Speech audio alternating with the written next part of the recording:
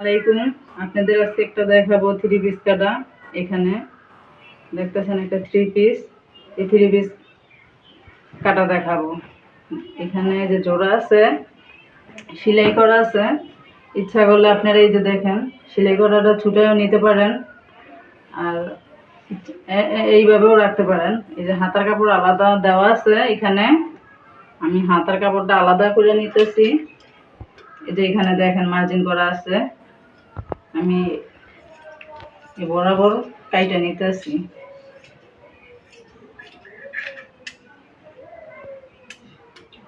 আপনারাও দেখে ঠিক এইভাবে কাইটা নেবেন।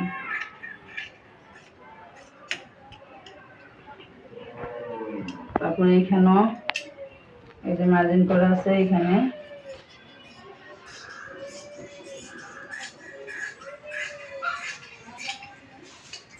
এটা আমি আলাদা রাখতেছি, পরে কাটা দেখাবো হাতা কাটাটা। এইখানে সেলাই করা আছে, ইচ্ছা করলে আপনি ছুটাইও নিতে পারেন, আর এভাবেও কাটতে পারেন ইচ্ছা আপনার। 4 বাস, তবে 2 বাস করলে 2 বাস। আপনি এইখান থেকে ধরবেন, এখানে সোজা বরাবর এরকম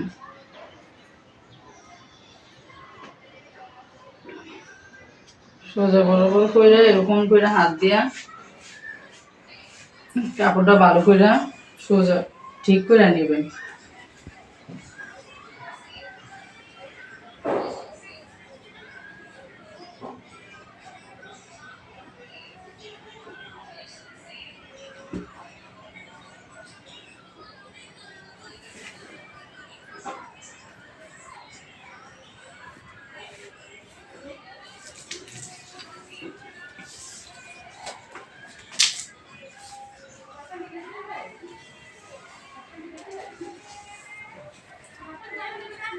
আপনাদের সুবিধার জন্য এইখানে দাগ দেখায় নিতেছি।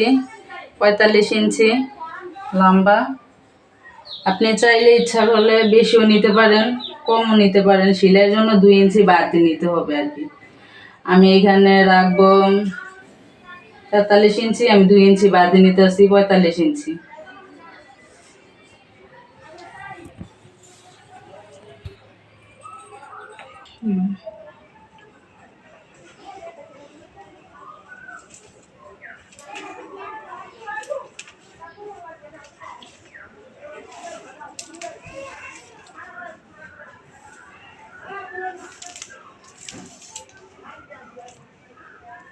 আমার 45 ইঞ্চি প্রয়োজন, এজন্য উপর থেকে কাইটা আমি ফালাই দিতেছি। নিচের অংশটা ডিজাইন করা, এজন্য নিচের অংশটুকুই রাখবো, আর উপর থেকে আমি ফালাই দিতেছি, বাড়তিটুক ফালাই দিতেছি। বাড়তিটুক আপনারা নেবেন। এই যে 7 ইঞ্চি আপনাদের মার্জিন টাইনা দেখাইতেছি। এই যে 7 ইঞ্চি এইভাবে বরাবর 7 ইঞ্চি একটা দাগ দিবেন। তারপরে এইখান থেকে আপনি 7 ইঞ্চি রেডি মুহুরির জন্য এই যে 7 ইঞ্চি দেখেন বরাবর মার্জিন টাইনা দিছি 7 ইঞ্চি। তারপর এইখান থেকে আপনি এরকম করে মার্জিন টাইনা নেন মুহুরির জন্য। যারা নতুন আপু এরকম যদি গোলাইতে না পারেন এরকম কইরা, তাইলে আপনি এখান থেকে 1.5 ইঞ্চি নিতে পারেন। 1.5 ইঞ্চি নিয়ে এরকম করে একটা দাগ দিবেন। এরকম এরকম কইরা আস্তে আস্তে গোলাইতে পারেন।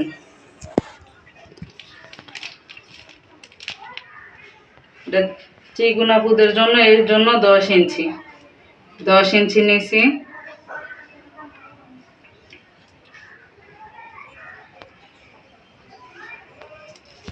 তারপর উপর থেকে 13, তারপর 13-র উপরে আধা ইঞ্চি 9.5। এই যে দেখেন ওইখানে 10 ইঞ্চি, ওইখান থেকে আধা ইঞ্চি কম হবে, এখানে 9.5। আমি এই যে কাঁধের থেকে উপরের কাঁধের থেকে প্যাডের মাপ নিছি 13 ইঞ্চি। তারপর এই যে বডির মাপ 10 ইঞ্চি। 10 ইঞ্চি এখানে বডির মাপটা। তারপর কাঁধের থেকে এইভাবে ধইরা এইভাবে 13 ইঞ্চি হচ্ছে প্যাডের মাপ। প্যাডের এই যে মার্জিন টাইনা দিতেছি, আপনারা একটু খেয়াল করে দেখবেন। প্যাডের এখানে বডির থেকে সবসময় আধা ইঞ্চি কম হবে প্যাডের এখানে, এই যে। তারপর আপনি নিচে আসেন, নিচের অংশ দেখেন, এটা ঘেরের জন্য, জামার ঘেরের জন্য এই যে 14 ইঞ্চি। যারা একটু ঘের বেশি পড়তে চান 14 ইঞ্চি, যদি একটু কম পড়তে চান তাইলে 13 ইঞ্চি নিতে হবে, 13 ইঞ্চি। আমি একটু বেশি ঘেরটা নিব, এর জন্য 14 ইঞ্চি এখানে এই যে মার্জিন টেনে দিতেছি। আর এই যে প্যাডের এইখান থেকে খেয়াল করে একটু দেখেন আপুরা, এই যে প্যাডের এইখান থেকে এইভাবে ধরবেন, একটু বাঁকা কইরা ফিতাটা ধরলে হবে। তারপর আস্তে আস্তে আপনারা এরকম কইরা একটু মার্জিন টেনে দিলে কাটতে আপনার সুবিধা হবে।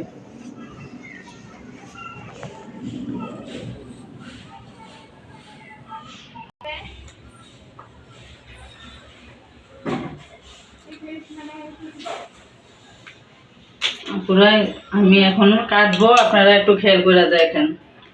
আমি এই যে কাঁধের এইখান থেকে দাগ বরাবর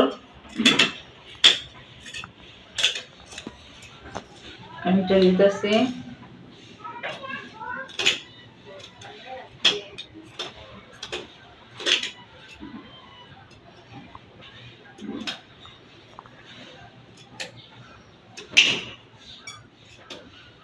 একটু বাড়তি করে সেলাইয়ের জন্য একটু বাড়তি নিতেছি। যখন আর কি সেলাই করার আগে একটু আপনি সোজা করে দেবেন। হ্যাঁ, ঘেরের আবার শুরু যে সময় নিচের অংশটা কাটবেন আপুরা, ওই সময় একটু বাঁকা করে উপর দিকে কাইটা নিবেন, তা না হলে ঘেরের জন্য এটা সেলাই করার সময় নিচে ঝুল হয়ে যায়। এই জন্য একটু বাঁকা করে উপর দিকে কাইটা নিয়েছি, আপনারা একটু খেয়াল করে দেখুন। কোমরের হাইয়ের জন্য এই যে আমি এখানে একটা চিহ্ন দিতেছি, ওই চিহ্ন অনুযায়ী সেলাই করবেন আপনারা। এই যে এটা আমি নিতেছি 13 ইঞ্চি। 13 ইঞ্চিতে এখানে একটা চিহ্ন দিতেছি।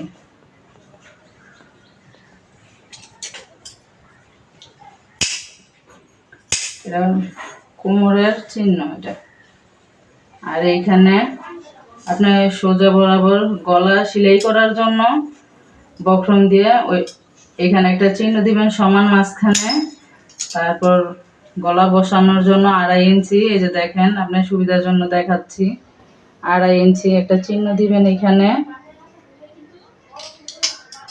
এখানে 2.5 ইঞ্চি একটা চিহ্ন, এই অনুযায়ী আপনারা গলাটা সেলাই করবেন। আমি সেলাই করার সময় আপনাদের দেখাবো। তারপর এইখানে বডি 9.5 18। এখানে আমি সেলাই করার সময় আপনাদের দেখাই দিব। আপু হয়ে গেল আমার কামিজ কাটা।